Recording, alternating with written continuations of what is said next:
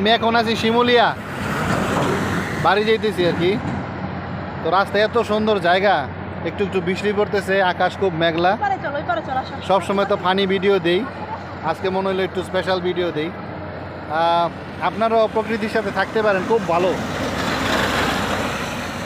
আমি আগেও বলছিলাম বিলবেল্লাই, এই যে এখানে যে বিলবেল্লাই, এখানে আবার অনেক সাইনবোর্ড দেখা যাইতেছে,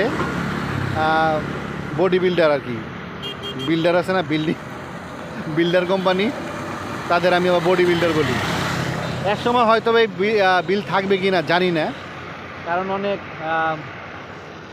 হাউজিং প্রকল্প ঢুকে গেছে। বডি বিল্ডিং যারা, আমি বলি বডি বিল্ডিং তাদের বলি, তারা হাউজিং প্রকল্প বলি না, বডি বিল্ডিং বলি। যাই হোক, এইটা এক সময় হয়তো বা থাকবে না জানি না, কারণ বালু দিয়ে অলরেডি অনেক কাজ চলতেছে। কিন্তু এখন একটা যে সুন্দর পরিবেশ, আগে আরও বেশি ছিল, তখন এই সময়টা পানির প্রবাহ আরও বেশি ছিল, কারণ নদী এত ভরাট ছিল না ছোটোবেলায় যেটা দেখছি।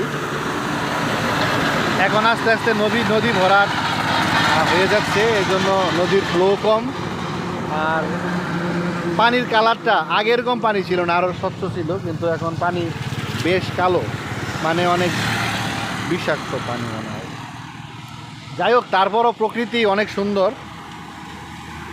যাদের সুযোগ আছে আপনারা মাসে হোক, বছরে হোক, মানে 6 মাসে হোক, প্রকৃতির কাছে আসবেন, এবং এখানে আসলে ভালোই লাগবে।